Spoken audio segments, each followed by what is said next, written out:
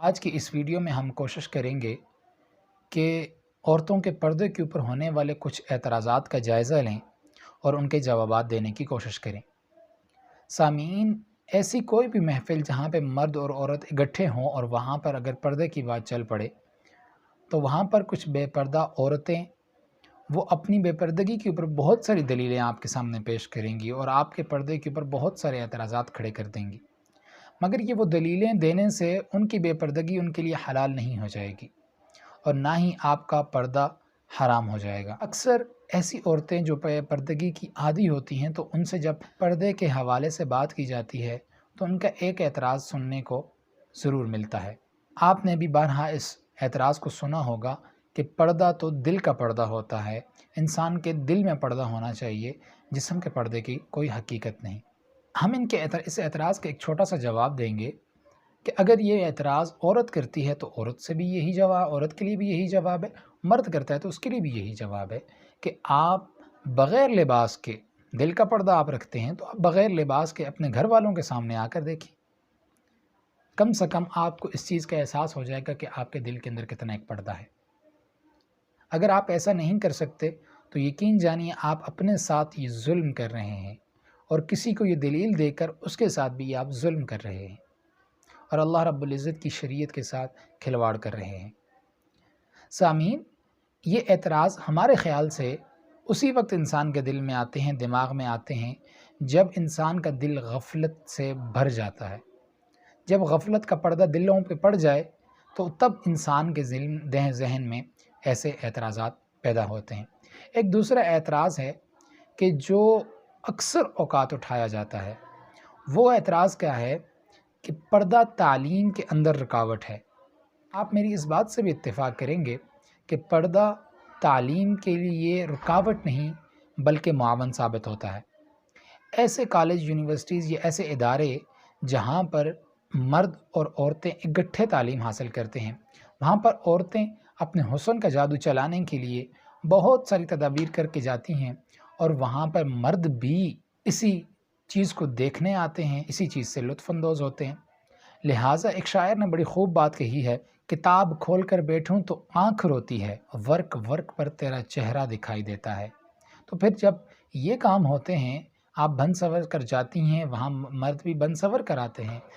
دونوں طرف سے یہ بے پردگی ہوتی ہے، تو وہاں پر نہ مردوں کا ذہن پڑھائی میں ہوتا ہے نہ ہی عورتوں کا ذہن پڑھائی میں ہوتا ہے۔ لہٰذا ایسی پڑھائی جو آپ سے آپ کا پردہ چھین لے، وہ پڑھائی یا علم نہیں ہوتا، وہ تعلیم نہیں ہوتی، وہ فقط ایک جہالت ہوتی ہے۔ ایک اور اعتراض ہوتا ہے کہ پردہ معاشی ترقی کے اندر رکاوٹ ہے، کہ اگر عورتیں پردہ کر لیں گی اور گھروں کے اندر تنگ ہو کے بیٹھ جائیں گی، محصور ہو جائیں گی، تو تب ہمارے ملک کا ایک بہت بڑا طبقہ گھروں کے اندر بیٹھ جائے گا اور ملک ہمارا ترقی نہیں کر پائے گا۔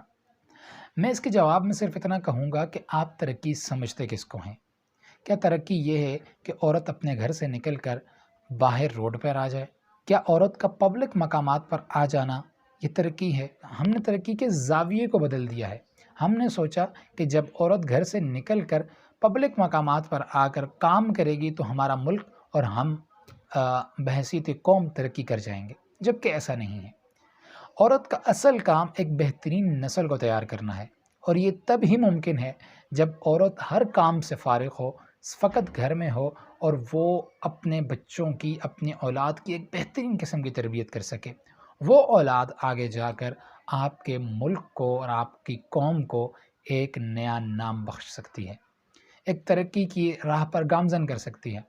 ہم نے جب سے دیکھا کہ جب ہم نے عورت کو گھر کی پردے سے اٹھا کر ہم نے باہر اسے لے کر آئے، تب سے ہمارے بچوں کے اندر ایسی صفات پیدا ہونے لگ چکی ہیں جو کہ ہم نے کبھی سوچی بھی نہیں تھی۔ اور ایسے ہی جیسے بچوں کے دلوں سے والدین کی محبت، ان کا قدر، ان کا احترام نکل چکا ہے، ایسے ہی والدین کے دل کے اندر بھی بچوں کے لیے وہ محبت، وہ پیار نہیں بچا۔ اسی وجہ سے ہم دیکھتے ہیں کہ پہلے جو کیسز تھے کہ عورتیں یا لڑکے یا لڑکیاں گھروں سے بھاگ کر شادیاں کر رہے ہیں، یہ چیزیں پہلے بہت کم تھی اور آج زیادہ ہیں، اس لیے کہ بچوں کو اپنے والدین کی عزت کی کوئی پرواہ نہیں، ان کے احترام کی کوئی پرواہ نہیں، ان کی مرضی کی کوئی پرواہ نہیں، اس لیے کہ ہم نے بچپن میں ان کو صرف پالا ہے، ان کی تربیت نہیں کی۔